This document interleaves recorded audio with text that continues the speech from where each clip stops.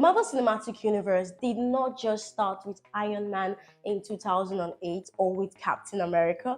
It literally started way before that. And guess what? They unraveled the whole history of the beginning of the old timeline as the movies went on over the years. My name is Ajaja. I'm a filmmaker, and in this YouTube channel, we talk about movie reviews, your favorite movies, yeah, and also their release date. 2021, a movie was released, Eternal, where the timeline was explained from the very beginning. So you see, Marvel's Cinematic Universe timeline started way before the Big Bang Theory, way before the 6 singularities, which happen to be the Infinity Stones, created the entire universe. Isn't that crazy? Way before the Big Bang Theory, there were celestial beings who created the entire planet, who created different life forms. This celestial realized that they needed more assistance in creating more life forms, in expanding their universe. And so each planet they created, they seeded this planet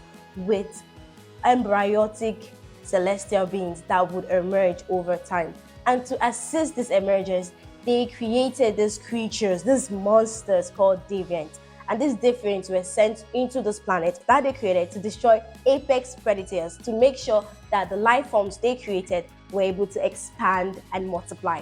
But then this celestial miscalculated, and this deviant, after killing all the apex predators, started killing life forms. So to correct their miscalculations, they created the Eternals, which were immortal human-like beings that went into planets to fight against the deviants.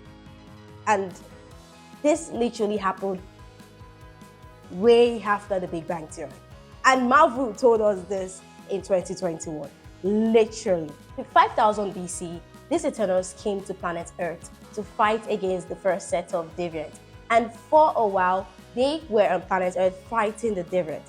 But they thought they had finished fighting this deviant and they rested, in the sense that they were only instructed to handle matters that were deviant related. So even when Iron Man, Captain America, and every other superhero were fighting against other monsters, the Eternals could not interfere because they were instructed to only interfere in matters concerning humans, deviant related. So they were literally doing nothing while the other superheroes did everything.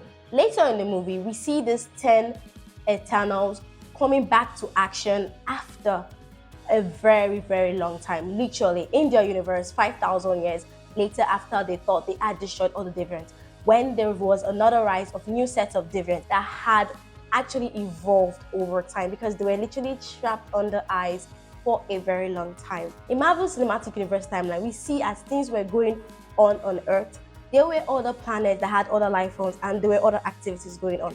You get to see Asgard, yes, Thor Dark World. There was a siege laid against Asgard by the Dark Elves, where Odin's father Bor actually fought these Dark Elves. The Dark Elves were using the Ether to fight against their guardians, which we later discovered was an Infinity Stone that controlled reality. Bor, Odin's father, that is Thor's grandfather, literally destroyed the Dark Elves. Not really destroyed, he actually just hibernated them for a while, and he took the Ether and abandoned it, literally burying it in an abandoned planet and leaving it to rest. And 5000 years later, they came back, obviously. The next we get to see in Asgard is Odin fighting alongside his first child, the goddess of death, Ella. After the whole battle was fought, he was able to have charge of the 9 realms. Then, due to his daughter bloodthirsty, she was like a blood-testing demon, he literally had to imprison her in a different realm, and he wiped out all existing stories about his daughter. Then years later, we get to see him with his second child, Thor. Literally, a lot of things happened before Thor Part 1. A lot of stories. We get to see all this and understand it in the Part 2 of Thor. Millions of years on Earth, 2 meteors falls on Earth. One lands in Africa and the other one lands in the Atlantic Ocean. That is where we get to see Black Panther, Wakanda arriving. Like, what makes Marvel is their great sense of storytelling. They literally created one movie and created an entire universe around that movie.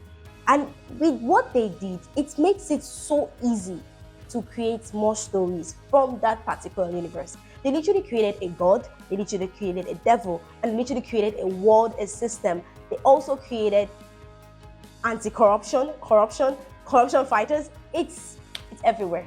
They created an entire universe. That's why they call it the Marvel Cinematic Universe, because it's a universe, and every superhero that comes out from Marvel gets to come out from this universe, and they are all interrelated.